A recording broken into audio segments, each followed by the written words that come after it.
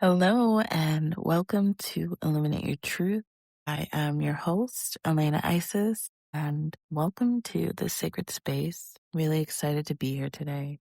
I have a very interesting topic for today's episode, and it's really close to my heart because I feel like it's not something that everybody talks about when the darkness comes for you. And I feel like if you're truly a light worker, that this is a moment in time that you've either already experienced or you will experience at some point. Whenever we are sharing and showing and shining our light into the world like God wants us to be doing, we make ourselves easier to spot by people who have a lot of darkness within them, who either thrive off of your energy, sealing energy. There's also entities, attachments that are also drawn to light. And so today I really want to talk about that. The moments in our lives as light workers, as healers, as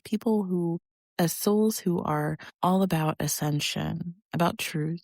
Let's talk about the moment when darkness comes for us. Let's talk about that. Now, the goal with this is always to alchemize. Alchemize. When negativity is sent our way, the only way to get rid of it, quote unquote, get rid of it. Because it's not really a bad thing. Duality. We live in a dual world. We come here as souls knowing this, and we know that bad shit's gonna happen sometimes. We've signed up for this, okay? And so our goal is to alchemize the darkness that comes our way. And how do we make this, even have the mindset of, wow, I'm going to learn the lessons out of this. I'm going to figure out why I'm going through this and what I really want. And if you're seeking peace, then someone sending negativity your way so intensely is definitely not what you probably want. And so you're going to keep going towards what you do want. But the goal when the darkness comes for you is alchemizing it and making it into something beautiful, making it into something different, new, transformational. Now, I want to be clear on something. I want to stress that we all have darkness within ourselves, and it's a good thing. We all have darkness within ourselves. It's whether or not you are integrating it or not, that where the difference comes. If you are not integrating your darkness, the darkness is probably running the show and manipulating you, leading you astray. And so we all have darkness within ourselves, which is important to remember, and we have it for a reason. And that is why shadow work is so important. I have a lot of episodes on shadow work.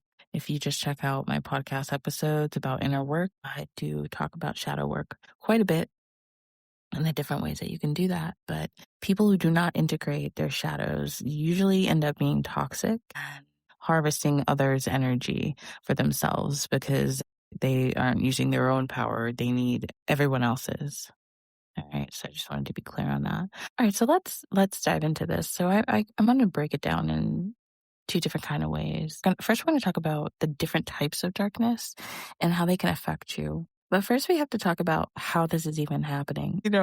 We say when darkness comes for you, and it's like, well, why is it even coming for you? Is somebody sending it to you? Is it just coming on its own? How is this even happening? I'm just speaking from my own experience and from clients that I've had and just the spiritual work that I've done over the years. These are the instances that I've actually experienced in my life. And so first off, this can happen by just doing spiritual healing work on yourself, especially if you are healing your ancestors or your lineage. A lot of times when you get into ancestral work, you will see entities. Okay, you'll see dark entities who may still be attached to your ancestors, may even run in your bloodline. And if you are an alchemizer, if you are doing ancestral trauma healing work, your goal will be to transmute those entities, energies, attachments. And so a lot of times whenever you do this, you upset the balance. Those entities know that you can see them, which is rare. And sometimes after you transmute, do all of the things, clear that energy, sometimes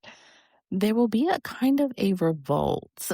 Sometimes dark entities will come for you after that, and they will try to scare you. They will try to steal and harvest your energy. They will try to watch you. And it's just an intimidation. It's nothing to really worry about. Just stand on God and stand on truth and stand on your willpower and your strength and your love and your light, knowing that you hold the truth and you've done what you needed to do. That's an instance where darker entities may see your light and realize, hey, this person knows what they're doing. I'm going to try to steal their light or energy or scare them. You can always get out of that. You can always transmute that. Another instance is with dark witches. So if you're a light worker, healer, you may run into a dark witch. This could be a man too. It could be anyone. And dark witches, some of them will tell you that they are who they are and that they are dark, that they do practice black magic. And a lot of them are very open about it, which I actually appreciate. There are also dark witches who are not telling you that they're dark witches, but they are dark witches. They may even parade around acting as if they are not, acting as if they are of the light, but really they are of the dark. And some people walk both paths. Some people walk the light and the dark.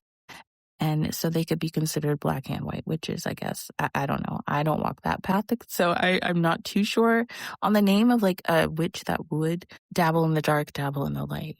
But there are dark witches. And if you befriend a dark witch and you know she's a dark witch, just know that if you piss that person off, you're probably going to experience this at some point. And if you don't know that that is what they are, then you will experience this at some point and just be very shocked. But there are dark witches who actually roll with crews of entities. And I've actually talked about this in a past episode as well when I was exposing dark witches and their tactics. If you go in my podcast episodes, go check that out. But some dark witches work alongside entities. Some of them work alongside demons. Some of them summon demons. And some of them work with these entities and they will sick them onto people. They will send them to people to watch people. It's very interesting, actually. So that's another way.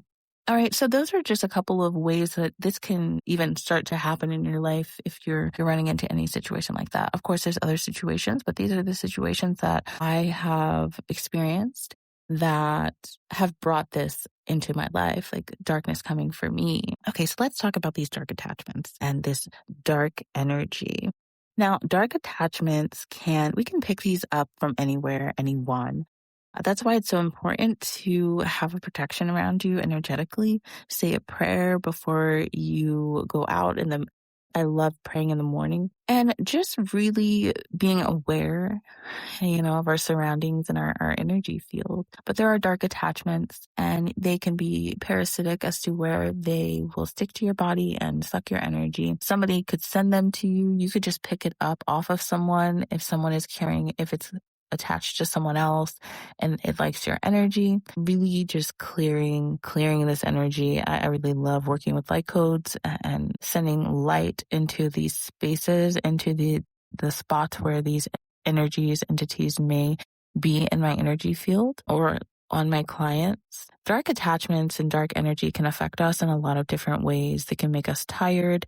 They can drain our energy like that.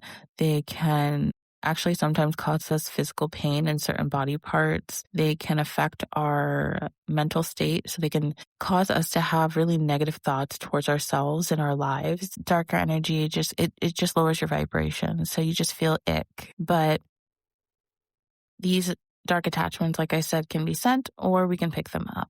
Now, there's also dark entities and demons, which are I think of dark entities as the step up. Attachments are more parasitic. I've never heard an attachment really speak to me or try to manipulate me mentally at all, but dark entities and demons, I have experienced that. Now, with dark entities, like I was talking about dark witches and how they will send entities to people sometimes, I've seen that, I've experienced that. Dark entities, a lot of times they can attach themselves to you, but a lot of times they hover. Sometimes they'll just stand around in your energy field, and sometimes they will actually go within you. The longer they're with you, the closer they get, I've learned. The longer they're with you, the closer they get. So they can go from hovering above your head to actually physically going into one of your chakras and living there and residing there and creating a home there, and inviting their friends. And so dark entities are a little bit more powerful, a little bit stronger. They can actually manipulate your mind even more so than the attachments. Attachments are more of like energy suckers, I really feel. Darker entities are more calculated. Well, demons are definitely calculated. They are very sneaky. These ones will speak into your ear and try to freak you out like that. It can even go to where they're moving things in your home or something like that. But these are just like a darker attachment. A lot of people will summon, dark witches will sometimes summon these entities, demons, and they can send them to you. Like they will send that energy to you. A lot of people who are on heavy drugs will usually have demons with them. Anything that's going to throw you off a little bit, they love it. And so I've noticed that a lot of people on harder types of drugs carry demons, carry darker entities with them because they are feeding off of those people. Actually, sometimes they will just start taking over your body slowly. They will just start manipulating how you talk to people, just manipulating you in every way, making you feel like you have the power, but really they're stealing all of the power from you. Another type of darkness is psychic attack, and I've experienced this a lot, and it took me years to actually understand when it was happening because I'm very empathic and I feel everything from everyone. So when I would get psychically attacked, I used to think it was my own self doing it or experiencing high stress, high anxiety, but really I was feeling someone attacking me or someone else's emotions or things like that. But with psychic attack, it's your mind. It's your mind. It is all of a sudden you're okay, and all of a sudden you're not okay, and you don't know why your mood has changed so drastically, or why you're having these thoughts, but you're having these thoughts. And sometimes it can be debilitating as to where like you can't even move or like do anything about it. But it's all about like spotting that and understanding like, okay, this isn't me. Something is going on, calling in your guides, calling in God, and really just calling in that protection and healing energy to protect yourself from a psychic attack, because sometimes you will experience that from people who may be envious of you, jealous of you, want to test their power on you, use you as kind of like an experiment. There are lots of different reasons people use psychic attack. I don't know all of them. I don't understand it, but hey, people do it. So psychic attack. Another type of darkness is, I've noticed this. This is piggybacking on dark entities. There are certain entities that watch.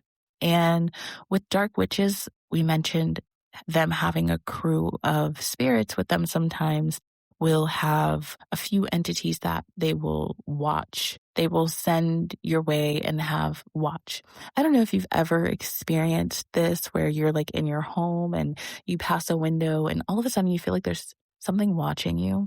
You can even feel it in your own home, but if you sometimes will feel it outside of your home, someone watching you, there's no real rhyme or reason for it. You know, there's no one out there watching you, but you just feel it, you know. Sometimes people will send darker entities to watch, and it's kind of their eyes for the dark witches, their eyes to know to watch you. So really, again, calling on your guides, blocking out that energy wherever you feel it, and creating shields, energetic shields of light really do help. But that's another way. Curses, hexes, spells. This is also something that a dark witch would place on you. Again, these can be easily dispelled with prayer. These can be easily dispelled with love, calling on God, calling on Christ, calling on your ancestors to protect you and to guide you. This is how you survive that. Now we're getting into like the survival part of it. How do we survive this when the darkness comes? What do we do? Well, we pray. We call on Christ. We call on God, and we call on the protection and the healing, and we talk to him. And we talk to him and we learn, why we're going through this, what we have to learn, like what's the next step here. And we really get clear on that. Another thing we get clear on is our helping spirits, so our spirit guides, and really solidifying our relationship with them. I did a lot of that this year. I did a lot of that solidifying my spiritual team, because at one point I was working with so many different spirit guides. I was getting confused and I was not working with the ones that I really should have been working with. And there were just too many guides on the table, too many spirit guides on the table. All right. And so I narrowed it down and I was like, only spirit guides that love me unconditionally. Only the spirit guides that love me unconditionally I want to work with. Because for some point in time, I was working with different types of orishas and I was working with African spirituality a lot.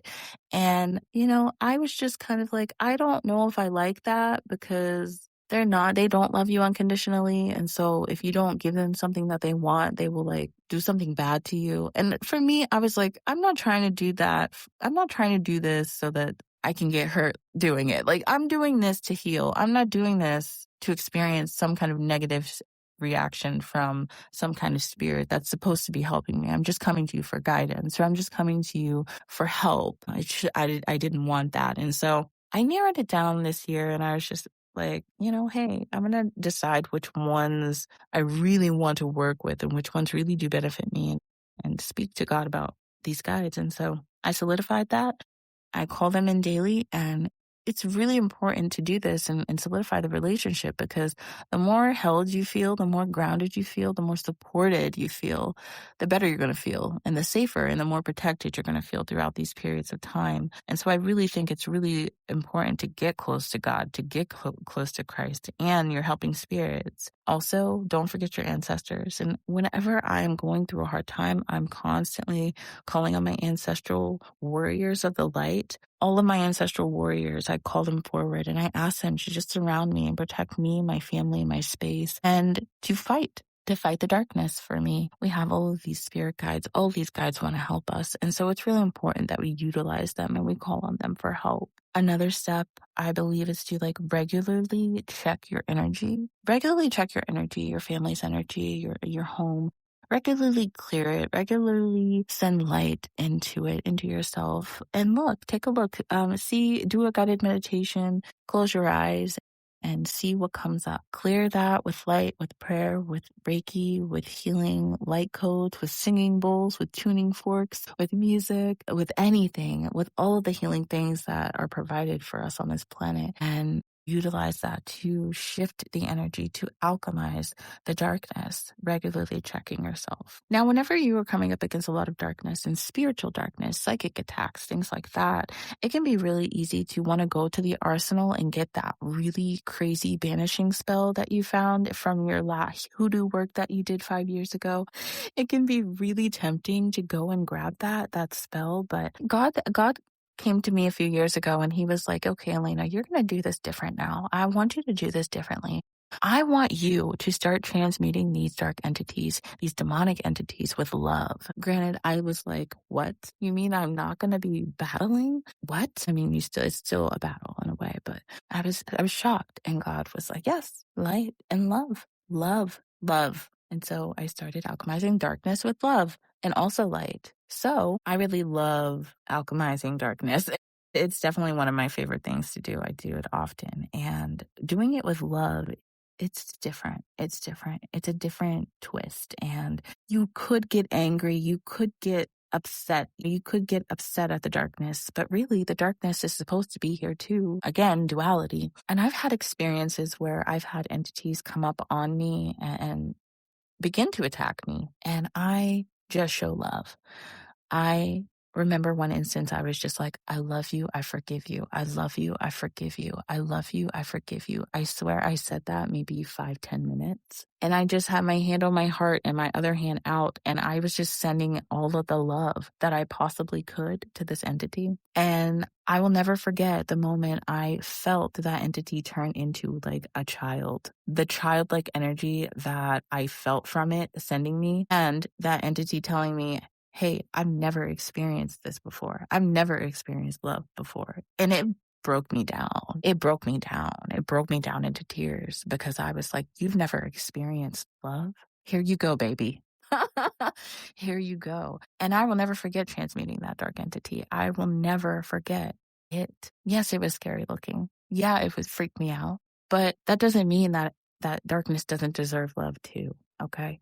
Because you don't know. You just don't know. That entity never experienced that. And In my opinion, every single thing on this planet deserves to feel love. Every single fucking thing on this planet deserves to feel love at least once. At least once, because love is all there is. What is this life without love? What is this life without love? It's everything. And so transmuting darkness with love, huge. I like to play frequencies. If I feel something's off, I'll play frequency, a loving, healing frequency. Let that resonate. It's just believing that love is the transmuter and the alchemizer, and that it's going to do the work for you, which it always does, So knowing and trusting the plan that is set before you by God and walking that light, walking in the light of it, that is what you stay focused on. And while you're walking through this path and darkness is coming and attacking and you're just trying to stay positive, remember to open your heart.